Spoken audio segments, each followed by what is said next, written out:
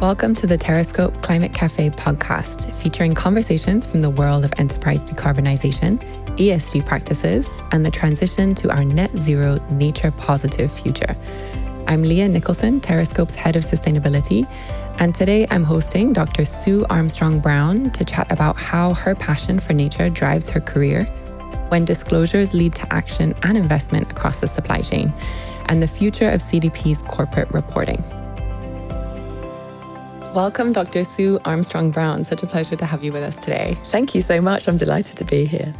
So we're very fortunate to have CDP's Global Director for Environmental Impact and Thought Leadership. So just to share a little bit about Sue's amazing experience. At CDP, she leads the questionnaire, kind of ensuring that it embodies the best practices in environmental disclosure and standards. Before CDP, Sue was CEO of Adoption UK. You've also been Policy Director for the Green Alliance and a Science Advisor to the UK. Also working at RSPB, the Royal Society for the Protection of Birds. Got that right? Okay, great. And very amazingly, your early career, you have a nice plaque on the wall of the IPCC science. So I'd love to hear a little bit about how you got into the conservation journey and what, especially the IPCC, what that meant to you. Oh, sure. And thank you for summarising it. It's amazing to look back. Actually, I'm a real environmental mongrel. I've done all the different jobs, from research scientist to advisor to conservationist. So I never stick at one thing. It's always interesting to move on and find something new and exciting. But the IPCC moment that you're referring to was, I was so fortunate. I was a very junior scientist, actually, studying greenhouse gas emissions from soil, and got the opportunity to participate in the IPCC, which is the Intergovernmental Panel on Climate Change, research, which actually demonstrated finally and irrevocably that climate change is caused by man-made activity. Up until then, and it's crazy to think about it, but up until that point, there was a live debate running that suggested that perhaps the effects on the climate that we were seeing were part of natural variation, which now, in the world that we're in now, feels mad, but it wasn't that long ago that was not something that was widely accepted. So IPCC demonstrated that climate change is real and man-made, and were awarded the Nobel Prize for doing that, and were very generous in sharing that with all of the scientists that participated. And so I have a plaque on my wall with a copy of that Nobel Prize that was awarded to the IPCC. So it's something that I'm very proud of. But to be honest, I was a very junior person, and the people that made the tea and the coffee that kept the conference going probably contributed as much, if not more. I'm still very proud of it, though. As you should be. And I know that your work on soils was a help kind of marking that moment. So that was around 2005, right? And that was kind of 2 decades ago. Is it coincidental CDP formed around that time and has been around for around 2 decades? I'm sure it's not coincidental. I mean, that was sort of the great institutionalizing of the response to the reality of the climate threat. So yes, CDP was founded 20 years ago on a fantastic insight by the founders that unless the economy was harnessed to drive the positive change towards climate solutions, we wouldn't be able to resolve it. And so the idea of CDP is to get authorities and decision makers to require climate disclosure from companies and actually now city-states and regions as well, and financial institutions. So the whole mantra of CDP is disclosure drives insight, which drives action. The entire thing is founded on the principle of transparency, knowing that if these things are not brought into the light and able to be weighed in decision making, they will not be able to be solved. So the whole mantra of what gets measured gets managed is the kind of underlying thought behind CDP. Yeah, that's and you personally kind of see that change happening. How do you work on the questionnaires and disclosures? That's part of your portfolio is kind of environmental impact and thought leadership. Can you tell us a little bit about what you do in CDP kind of to support that mission? Sure. Well, I'm privileged to be in a position where all the work that's gone on over 20 years to develop the questionnaires is there and done, and now for CDP's challenge is to maintain the questionnaires to reflect the sort of the leading edge of environmental disclosure. So I came to CDP 18 months ago because CDP had embarked on this very exciting commitment to expand the environmental issues that they cover to the full range of all the planetary boundaries. So we've already got climate disclosure, but full nature disclosure too.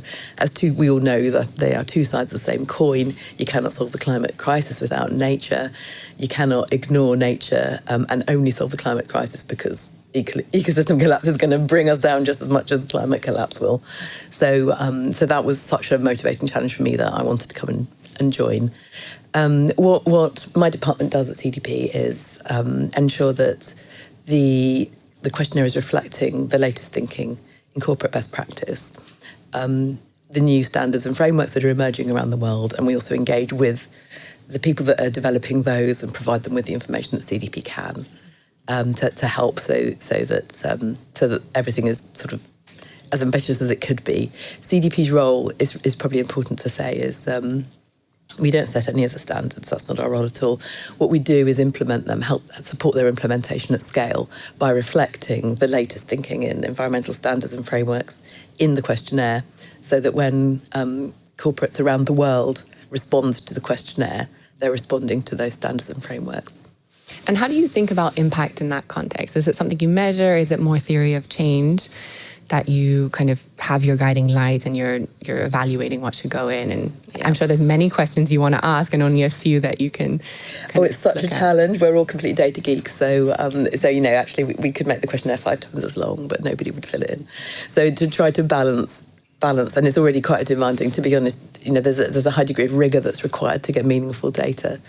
But we know that it's quite demanding to complete a full environmental disclosure.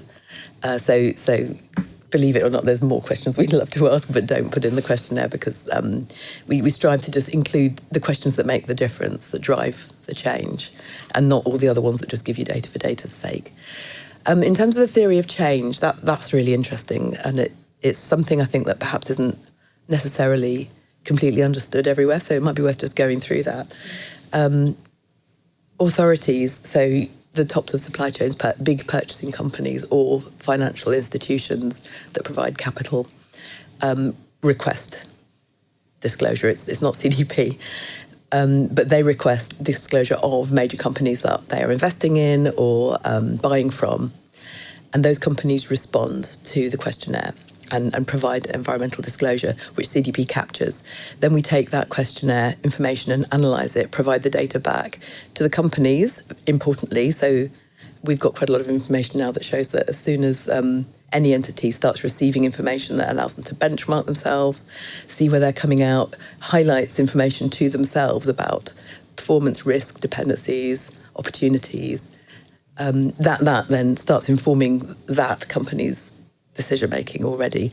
The data also goes back to the requesting authority, very importantly, who are the people that really want to understand how their investments or their portfolios or their supply chains are exposed to environmental risk or opportunity. So they have that data too. CDP supplies that. And then we also supply it to other parties. So one of the important interfaces is governments. We have a political dashboard which shows performance in countries. And we make it available to public interests too, so that they can see how corporate disclosure is changing, what stories are coming out there. So there's multiple flows for CDP data, and all of those points drive change because they all then mean that decisions can be made with environmental information in mind. And you've provided information back to either the investor or the kind of customer purchaser. What are some of the actions that they are taking or that you could see that them taking increasingly as they get more kind of reliable data? So, it's such a wide range of possibilities, but it can come down to access to capital. If there's too high an environmental risk posed, or a company is not demonstrating that they're taking environmental commitments or responsibilities seriously, they look less tasty from an investment perspective, and which is a major motivator for companies to begin to disclose. And once they're there and they're disclosing and they're making use of that information to improve environmental performance, the risks from the point of view of the investor do reduce, or they have higher confidence that risks are going to be managed. And another aspect that's really interesting, of course, is the opportunities. So we do ask about that. And these are quite often underrepresented in the debate, but there are major opportunities for businesses in ensuring that the environmental context is well understood. For example, in water, so our disclosures showed us that there's something like $435 billion worth. Actually, I don't know to check that because it might be trillion. I think it's billion. Major scale of opportunities by taking environmental responsibilities into the light and understanding what they are and ensuring that those opportunities are captured. It can actually be a major positive business decision, quite apart from improving environmental footprinting as well. Mm-hmm. So the roller coaster of disclosure seems to be understanding and internalizing risk, which can be a scary journey, but then thinking about what do you put in place to capture or to deal with the risk, but also capture the opportunities, and then starting to see the either cheaper capital or better contract. There are four things that we tend to sort of compartmentalize into four areas. So there's dependencies, where the disclosing entity has a dependency on an environmental service. Impacts, where the company can impact on the environment, which is a reputational issue for the company, apart from the environmental story there. Risks, where you could, for example, end up with a stranded asset. If you're a water-intensive company in a water-stressed catchment and you haven't taken that into account, you could end up with a stranded asset somewhere where there's inadequate water to continue the operations. And opportunities, where you have an opportunity to really capitalise on an environmentally responsible action that really pays off. So there's plenty of examples there. But those are the four categories that we're most interested in and are of great interest to companies as well. So you mentioned something really important, which is around supply chains. And it's kind of taken us a lot longer to focus on supply chains. Maybe that's data challenges or others. But that was really CDP's journey and road to Asia, is getting kind of companies to disclose along the supply chain. And so how has that journey, and what's the kind of CDP's approach and strategy in Asia today? It's such an important aspect of CDP's work that you've just highlighted there. So yes, Asia is CDP's new focus, really. We've seen a huge growth in disclosure numbers in the APAC region coming through. It's the highest growing region in terms of disclosure numbers last year. And originally that probably was driven by supply chain engagement work. But now we've got some major corporations headquartered in APAC. I mean, this reflects the world's economic story as well.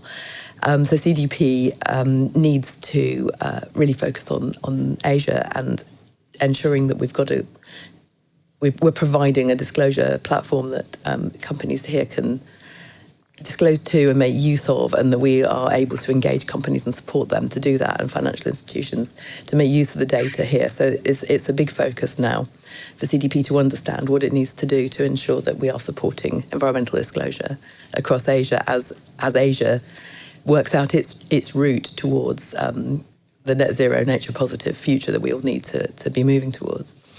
Net zero, nature positive. It's an exciting, kind of motivating combination. What do you think that looks like in practice? And especially, I mean, you've done a PhD in sustainable agriculture. So maybe what do you think about from a kind of food chains perspective when you think about net zero, nature positive? Oh, it's such a challenge. Net zero, I think, is slightly easier to conceptualize because we're talking about carbon emissions. One thing, but obviously there's multi dimensions of just that. Nature positive is much more complex, although I think we probably all sort of instinctively have a vision for what that might mean. And now we've had we're in the first year after the coming Montreal commitment and conference, which told us that we need to have 30% of land and sea protected for nature. So that already paints a picture that's quite stark and we can understand. All of us can probably think of an area that we know that we love and wonder whether 30% of that is protected for nature. Probably very few places would be able to say that at the moment. So it means those two things that we are striving towards and have targets to support our journeys in every sector, to realise the contribution that sector can make towards that idea of reaching net zero in every sector, and ensuring that our lands and seas are protected to support the nature that sustains us. And for companies that might be further downstream in the value chain, and net zero nature positive and the real impact comes from all the way kind of upstream and very geographically distinct and maybe kind of highly localized and fragmented, how are some kind of strategies or techniques that corporates should think about as they're disclosing to CDP and measuring this to influence all the way up in these kind of remote places? This is such a fascinating area to me. Supply chain engagement, I mean, we've seen it is very well established in carbon, in climate, that most of the emissions come from value chains. So something like 11 times as many emissions are embedded in supply chains as are in the direct operations of the company. But very few, our data shows very few companies are engaging along the supply chain. It's the next big challenge. And it's very difficult to do. And it can be years before, those engagements result in commitments and changes in practices along the whole supply chain. So, it's really important to start now. But one of the huge challenges, which you've just alluded to, is where the capital lies in the value chain. So often the environmental interface is at the primary production end. And especially in the food and agriculture sector, that can often be quite small actors without huge access to capital and with limited options to really fundamentally alter their environmental impact at that end. Most of the capital resides at the other end of the value chain in major purchasing companies. And so one of the challenges is not just having engagement and purchasing requirements flowing down the supply chain, but having some of that capital invested at the environmental interface to ensure that the environmental footprint of that supply chain can improve. And that requires high levels of stability in the supply chain, continuity of contracts, and clarity of targets and requirements. It requires some really developed supply chain relationships and dynamics to start to form to enable that investment to happen. But that is what we're going to have to work towards. And is that something CDP's looking at, is kind of how there's a good supplier engagement kind of model that you're building up? Is unlocking investment further up the supply chain something that you think CDP will be able to influence? Well, what we can do is ask about what is happening. So we do not perform any kind of consultancy function. It really needs to be the companies making their decisions. But what we can do is capture the information and look at where the highest performing companies are acting and what their story is, and help to share that. And so that's something I'm quite excited about doing. We also can track whether companies are incentivizing their leadership to reduce their environmental footprint, both in their direct operations and in their value chains, and the degree to which they're engaging in their value chain. We've got a supply chain program which does this and supports companies to engage their supply chains.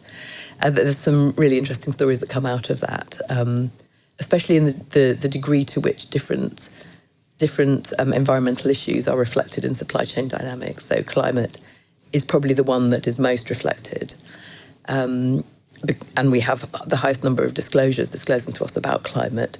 But the area where we have fewest disclosures, but we have a massive supply chain impact, is in forests and deforestation, where that's been seen as a major supply chain issue and sort of a condition of a decent supply chain in some sectors, where we do see good engagement in supply chains, but in a small number of companies. And that's something we can draw a lot of lessons from and apply outwards as we start looking at more environmental issues. So forest products, timber, kind of coffee, paper, timber. Coffee. Yes, there's the big deforestation commodities that can help teach us some of the lessons for, and also, of course, we focused on forests because that's such a huge story for, it's a big component of the climate story, deforestation. But as we start expanding our thinking to land and biodiversity, I think we can take some of the learning points from those commodity-based supply chains that we've been thinking about for forests and look wider at land use and sea exploitation. You're in such a great position to see the range of what companies are doing, and especially I think the companies that are at the forefront of having an impact on the supply chain. What are like one or two things or takeaways from those leading companies that you would want to see much more kind of industry practice? One or two things. Having science-based targets. In fact, these are the two things of the 99 things that have leapt into my brain. Two things are having science-based targets. So science-based targets for climate and for nature are the most confidence-inspiring and stable targets that you can use for business planning, knowing that they will have a genuine material contribution to environmental outcomes. So that's one. So the degree to which companies can make use of science-based targets has a direct link to their ability to really manage their environmental dependencies, risks, opportunities, and impacts. That's one. And the other one is to incorporate transition planning into their business strategy. Sometimes we see either no transition planning, or we see it as a separate document that you think of when you put your green hat on and think about the environment. But the companies who have managed to integrate their overall corporate strategy to include transition planning towards that net zero nature positive future that we're talking about are the ones where we can see the real powerhouse kicking in. That's great. And transition planning, are there certain kind of green flags you look for is that like a company developing it internally, or is that seeing carbon pricing, or is that really seeing quantified kind of actions? Are there things that, because I think a plan can be kind of separate and apart, like a parallel process, as you mentioned, or it could be something that really shines a light on how the company is going to take advantage of opportunities. Absolutely, yes. And the more, transition plans are only really transition plans as opposed to vague intentions when they start to have concrete targets and actionable steps that companies can take. So that would be the kind of things that would give you confidence that this is a transition plan worth having. And they need to be very, very bespoke to the company. They will all have their particular environmental priorities and the most material considerations they need to take into account. So there isn't really a template that you would sort of want to say, this is what you need to do. Each company needs to have their own assessment of their areas of greatest priority, the highest emitting aspects of their work, the most exposed things to other environmental stresses like water or deforestation, land use impacts, so on, biodiversity. So it'll be quite a unique fingerprint for each company. And then transition planning will need to apply into the highest priority. And I suppose one thing to say is it can be really daunting. So the crucial thing is just to start. It's not a question of having the perfect answer immediately. It's to identify some priority areas and start to plan for them. Yeah, absolutely. Get those systems in place to inform robust decision making.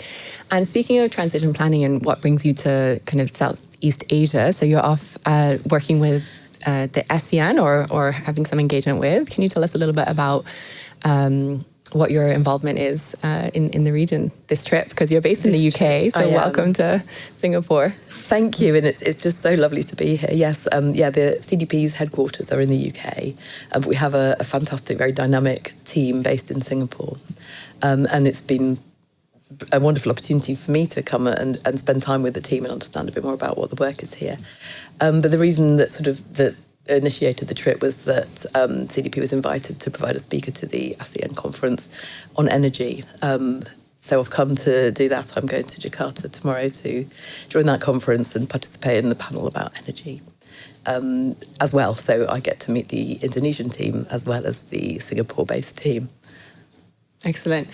And you mentioned the planetary boundaries. I'd love to hear a little bit more about what that is, like how you apply it. So it's very kind of scientific, translating into action. What are the main planetary boundaries that you think are really important for businesses in particular to be paying attention to? Yes, so the planetary boundaries thinking is really interesting, and it helps us to understand the interrelationships between different environmental issues. So CDP's been very interested in that. And for people who don't know, this is thinking that came out of the Stockholm Centre, which shows the different key environmental interfaces and the degree to which human activity is breaching safe limits. So I'm sounding very chipper about it, but it actually tells quite an alarming story, and we can see from the analysis in the planetary boundaries thinking where human activity is taking us close to the edge of what we can safely do, or in many cases over it. So CDP wants to take that thinking into account as we start to develop a wider range of environmental issues for disclosures to give us information about and to start taking into account in their own decision making. What we're probably not going to do is directly sort of set up a set of questions for each of the planetary boundaries.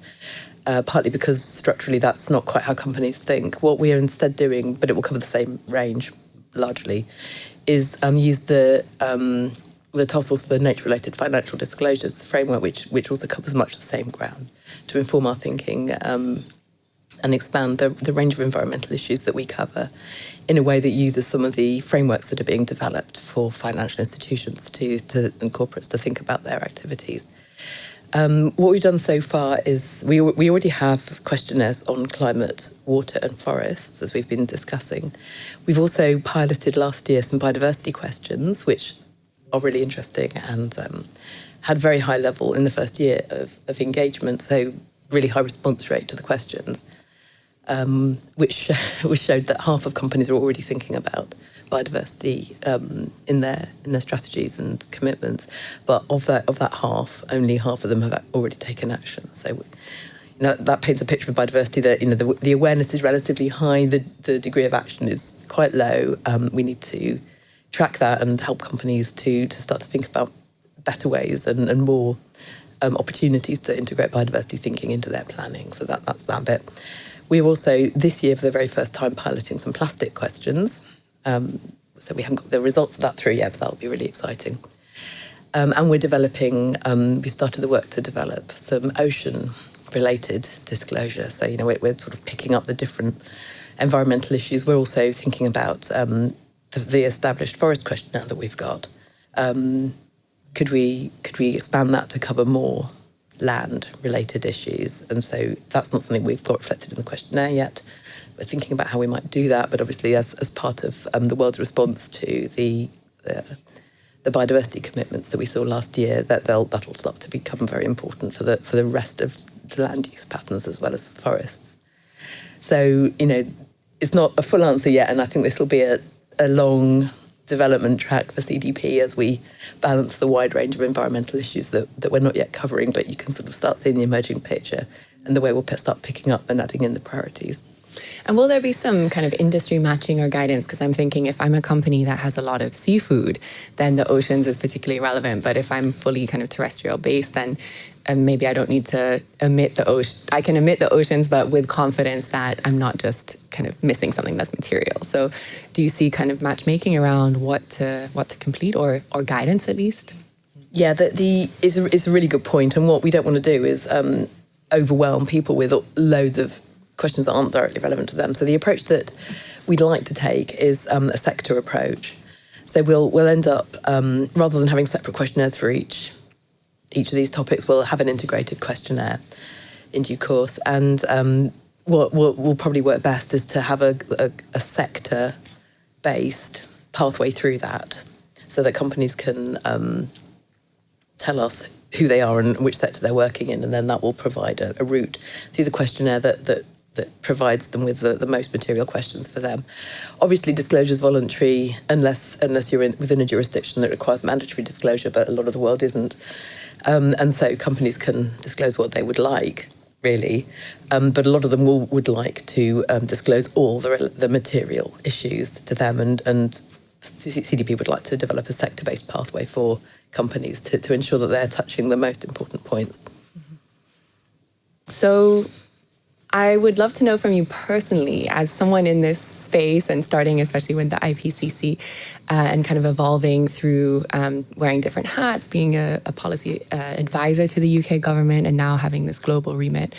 What is it that I think the sustainability space becomes increasingly noisy, and I've got this quote from Nate Silver, which I like, is the signal is the truth. The noise is what distracts us from the truth. And so it's always staying that theory of change, that kind of guiding light. So how do you, Sue, kind of keep up to speed and keep learning in this space and filtering out what you think about as noisy and keeping focused on that signal to drive impact? This is such a brilliant question. And you're completely right. I mean, sustainability has almost become an industry in itself. And sometimes all of us have probably had that feeling when you're sort of aware that the bubble is talking to itself and, we're inside the echo chamber. But you're right about the signal. I think that's the perfect way to cut through. And this is the reason I love working for CDP, because you can't really argue with just data. It's just data. It just tells you whether companies are doing this or not doing this, thinking about this or not thinking about this, acting here, not acting here. And that's kind of the touchstone for me. If companies are not disclosing, we know that they're not as engaged as they could be. If they are disclosing, but they haven't got the full range of data, we know that they need more support to start taking into account more environmental issues. If they're disclosing across the full range of issues, but they're not engaged in their supply chain, then we know that that's the next step and they need support there. If they're engaged in their supply chain but not requiring, and this is quite a big component of the story, where engagement starts, that doesn't necessarily result in requirements for purchasing commitments, then that's the next stage. They need to start requiring environmental responsibility from the rest of their supply chain and so on. You can really see how the corporate response can develop through the data. And that's a good anchor for me. That's one of the ways. And of course, that sort of subset answer, the broader picture there is the signal is the science. As long as we stay true to science-based targets, to the scenarios, and to understanding what the natural world is telling us and what the science is telling us, that's another way that we can just tune into the signal and tune out the noise. Absolutely, yeah. CDP has been one of my signals. I follow the work very closely, and I think a lot of corporates do. And I was at an interesting investor forum, actually, that was taking CDP data and analyzing investment opportunities based on how that's going. So you're really seeing the work that CDP and that you're leading translating into kind of the decision-making process and those alignments. So thank you for all of the work you do. And do you have any kind of sources or other books or anything that you that you personally kind of keep learning and keeping a tab on in this space?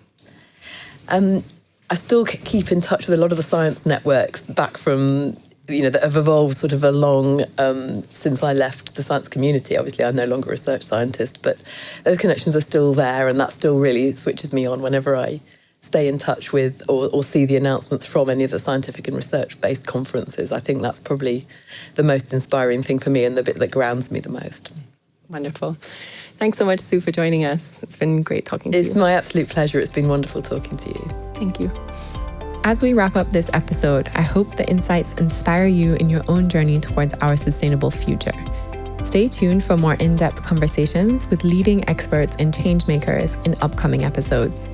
Subscribe to our podcast and visit our website at terrascope.com for more resources. This is the Terrascope Climate Cafe, serving up sustainability one conversation at a time.